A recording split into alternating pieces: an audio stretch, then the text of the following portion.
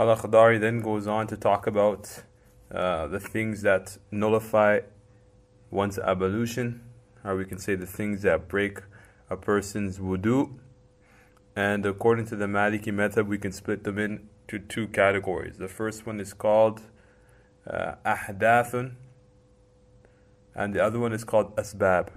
Ahdath are referred to as those things that break wudu by themselves, meaning that these are the original things that break wudu, meaning that when these things exit from one of the two passages, meaning the passage or the private part from the front or the back, then as long as these things exit under normal circumstances, meaning not due to a sickness, then these things are the original things that nullify a person's ablution. Whereas asbab refers to those things that in most cases lead to the ahdath, are the original things occurring so that ablution is broken. So, for example, we have al-ahdath. He's going to mention al-ahdath first. He says, Fasl nawaqidul wudu. Nawaqidul wudu refers to those things that break ablution. The first one he says, the first category he says is ahdathun wa asbabun. Then he says, fal ahdathu. The things that break wudu by themselves or originally, al-bawl, urine, wal-gha'itu, feces, wal-rihu, passing gas, wal-madhyu. Al-madhyu is pre-ejaculation fluid, the fluid that comes out when a person has sexual arousal with an erection, and women also get it. It's a thin, clear fluid that comes out if a person gets an erection with having sexual activity on his mind. And last one is al-wadyu. Al-wadyu is a thick, cloudy, turbid fluid that some people usually see, if they ever see it, after they finish urinating. So after they finish urinating, a cloudy, turbid fluid comes out a little bit after a person's finished urinating. It doesn't happen to everybody. So those things that break wudu by themselves and originally is al-bawl, urine, wal-gha'itu, feces, wal-rihu, passing gas, wal-madhyu, pre-ejaculation fluid, and al-wadyu. These things break ablution under the condition that they come out under normal circumstances. For example, the urine comes out of the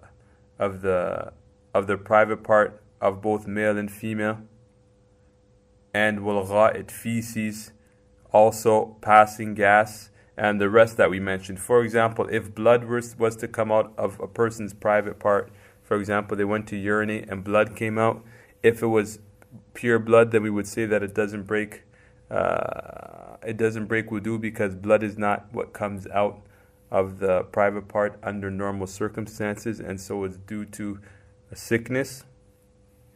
Then we go on to the second category, which is called al-asbab. Al-asbab are generally reasons for ahdath to occur. So for example, and first one he mentions, an-nawmu thaqil, heavy sleep. Heavy sleep generally causes one to pass gas. So this is why we call it from al-asbab, and asbab generally in Arabic means causatives in general. So we have nawmu thaqil. The reason why he says nawmu thaqil, which is heavy sleep, so instead of saying sleep, he gives an attribute. He says by saying heavy, is because in the Maliki madhab we have heavy sleep and we have light sleep. Heavy sleep, whether long or short, heavy sleep nullifies wudu. And what do we mean by heavy sleep? We mean a type of sleeping if a person was to walk back and forth past the person who's sleeping, he would not feel whether He wouldn't be aware whether a person is walking past him or not. Or some other books mention, for example, that if something was in his hand and it was to fall out, he wouldn't be aware of the fact that it falls out of his hand.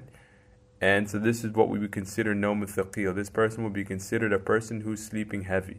Then we have a nawm khafif.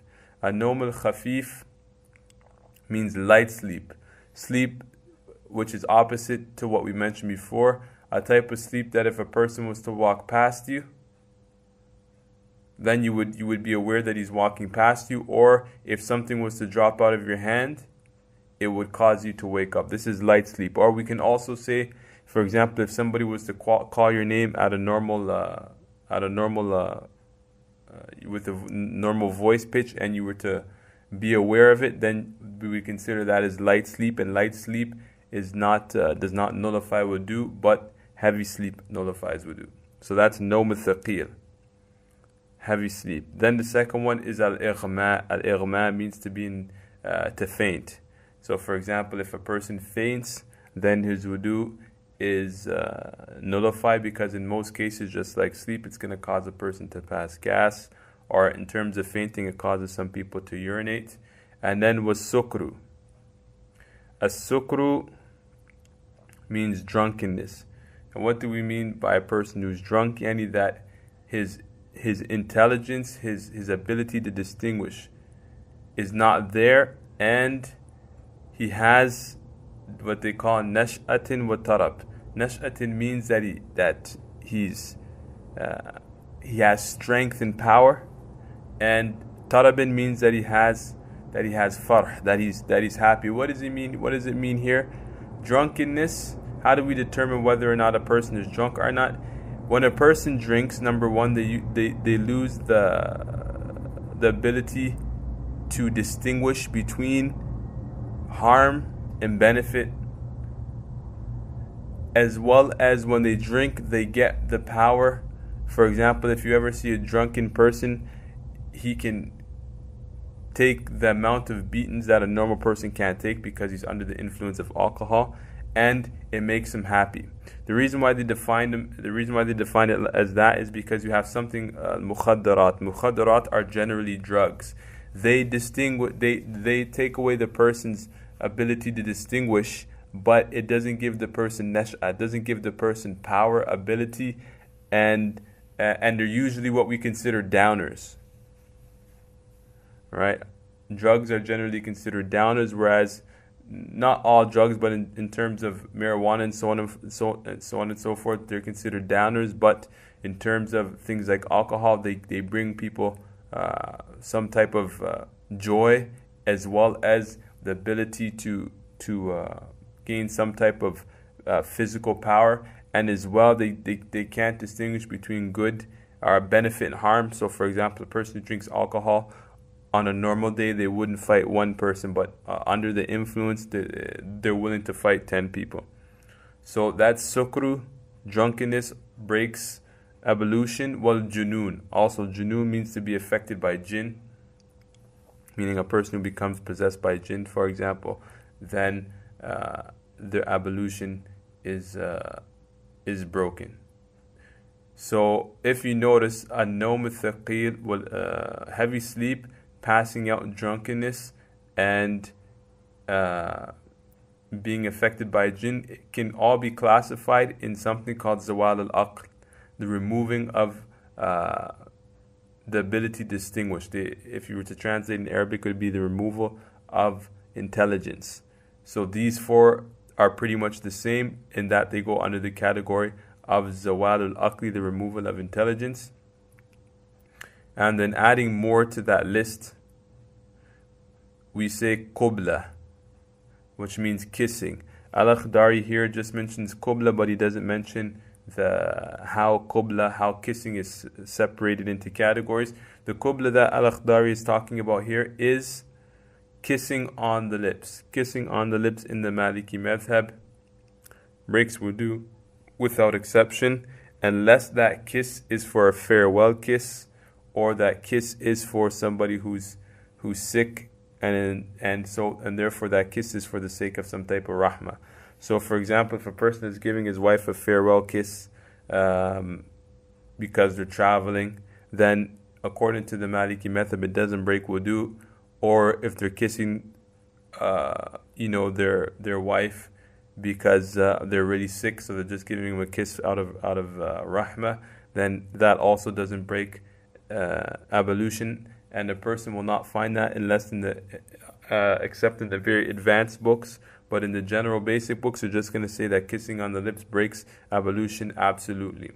So here, what he's talking about, وَقُبْلَةُ, he's talking about the general rule that kissing on the lips breaks wudu absolutely. In terms of kissing on other parts of the body, that's going to follow the rule of what we're about to mention. And so he says the next one is وَلَمْسُ الْمَرْأَةِ إِنْ قَصَدَ لَذَّ أَوْ وَجَدَهَا. According to our method, touching or having body contact with a woman breaks wudu under two conditions. Or not under two conditions, as long as one of these two things are present, then a person's ablution is broken. The first one is in qasada ladha, if a person intends to seek desire when touching a woman.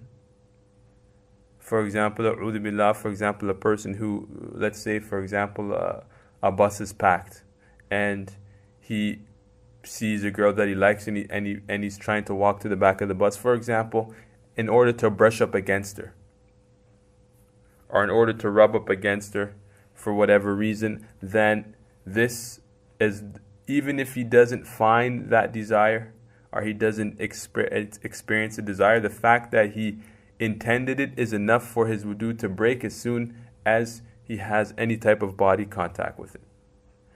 And or let's say, for example, he wasn't seeking any type of intentional desire, but when he came in within body contact of her, he found or he experienced that desire, then that would also nullify a person's wudu. Another example would be, for example, a husband kissing his wife on the neck. In most cases, even if he doesn't do it to experience desire, then if he was to find it, then that would nullify wudu. And here, the person who does it and the person who it's done to takes the same rule. So, for example, if a husband kisses his wife on the neck and she feels desire, then her ablution is broken. So, in general, we can say that there's four categories. There's a person who intended to find desire. This is the first one. We can break it down like this. The person who intended to find desire but didn't find it. His wudu is broken because as long as he finds desire, as long as he had the intention of desire, then his wudu is broken even if he doesn't find it.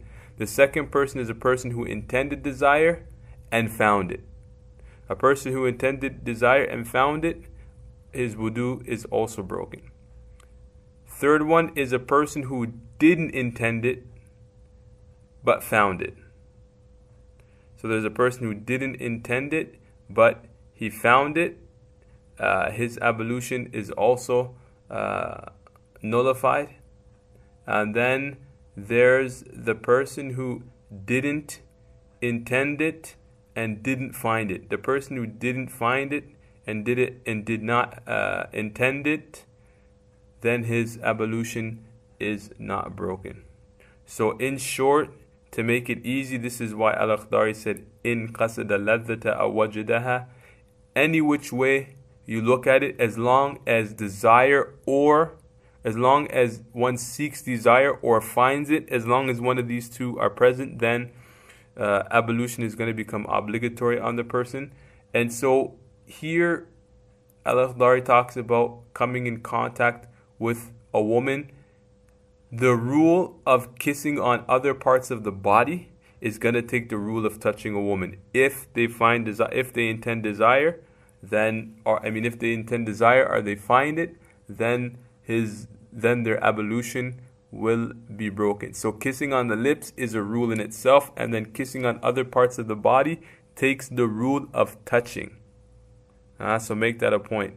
Kissing on the lips is a rule in itself, and kissing on other parts of the body takes the rule of touching a woman. And then he mentions وَالْمَسُ الذَّكَرِ, touching a man touching his private part. For example, touching his midsection, touching the penis.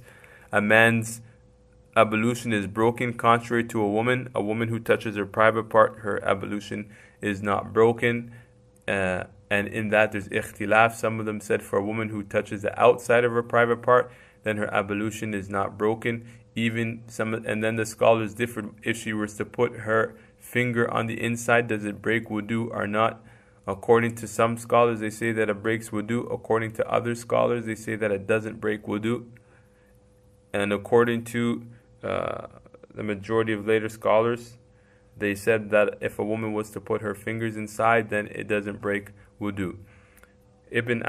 Although Ibn Ashur mentions the opinion in his Murshid al-Mu'in that it does break wudu, so we could say that if a woman doesn't have a sexual tendency, then we can go on the rule that it doesn't break wudu. But if a woman has a bad habit or a bad sexual tendency, then we'll say that it breaks ablution in order to try to keep her or refrain her from indulging in that type of activity. So back to the point we said, masu dhakar, a man touching his private part breaks ablution under conditions. Al-Akhdari is going to mention the conditions, saying bi batin al-kafi aw bi batin al-asabi'. In order for that to be applicable, a person has to touch it with the inside of his palm, meaning the inside of the palm of his hand, or the inside of the finger. So everything on the inner side of the hand, as long as it touches the private part, even if it just skims it, it breaks wudu. So he says, bi batin al-kafi, what kafi means the palm of the hand, or batin al-asabi, the inside of the fingers. So we can generally say the whole inside of the hands nullifies wudu. And in other books, they're even going to say the side of the fingers. So if a person was to take his penis and put it between his two fingers, then that would also nullify his wudu as well.